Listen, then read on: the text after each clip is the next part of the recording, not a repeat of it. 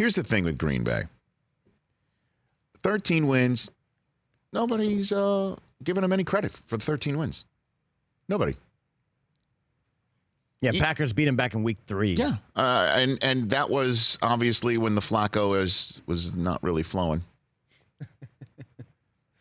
Nobody gives Green Bay credit for the 13 wins. Matt LaFleur is not getting any buzz for Coach of the Year despite a 13-win season in his first campaign, a bye week in his first playoff season as a first-time head coach. All right? They lost the Philadelphia Eagles in week 4, and that's their only loss the first half of the season, including a win at Kansas City that everyone doesn't give them credit for because, that was when Mahomes was out.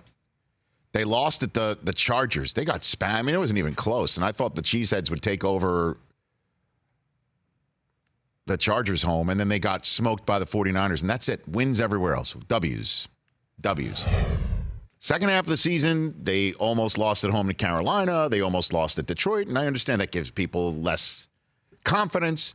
But LaFleur gets no credit for being a Coach of the Year candidate because he's got a GOAT quarterback. What else do you expect? You should win 13 games with Aaron Rodgers. Except when Aaron Rodgers is discussed, he's not that GOAT quarterback anymore.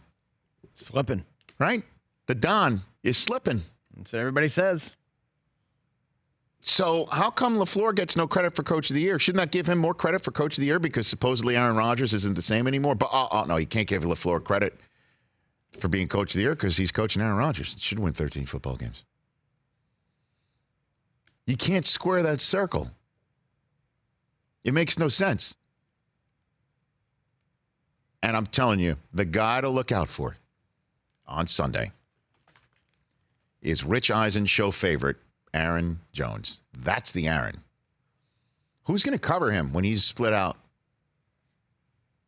Do me a favor. Look up Aaron Jones against the Seattle Seahawks last year. Would you mind, Chris Brockman? Stand by. Who's going to cover him when he's wheel routing?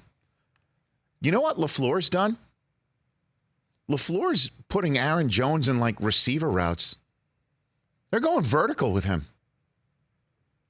So you've got your receivers out there, and here comes Aaron Jones split out there. Look out for him. So against Seattle last year. Yes. Green Bay lost that game, 27-24. Because they stopped giving him the ball. Aaron Jones had 11 carries for 40 yards, 5 catches, 63 yards, 2 touchdowns. Yep. In the air. That's how he's going to do some damage. And this kid has got a major chip on his shoulder. No Pro Bowl season for him. 0 votes for All-Pro. What the heck? Everybody's overlooking Green Bay. Do you think Zadarius Smith is even going to finish in the top 5 in Defensive Player of the Year? Everyone's saying Stephon Gilmore here, Nick Bosa's there. I mean, he might be, I would say, 5th at the highest. Right? Overlook him at your peril, folks. Just one last thing on Aaron Rodgers. Sleeping on Aaron Rodgers. 26 touchdowns, only 4 interceptions. Led the league in interception rate this year. 4,000 yards again. And the sound you hear is no drama. When that was the conversation, here comes a new coach. How's he going to learn the new system? That was the whole problem with the week 1 win in Chicago. They looked terrible. When's this offense going to click in? He's got to learn new terminology. Maybe audible. Maybe he's calling his own plays again because right. He doesn't trust this kid. Right? The only drama Aaron Rodgers has had all season long is to deal with the raw jealousy that his State Farm agent has of his friendship with Patrick Mahomes. That's it. I still like those commercials. We were supposed to see this Packer season torn asunder because Rodgers was not coachable, or he wasn't going to learn new tricks, or he wasn't going to be part of a new system and buy in with a first-time head coach.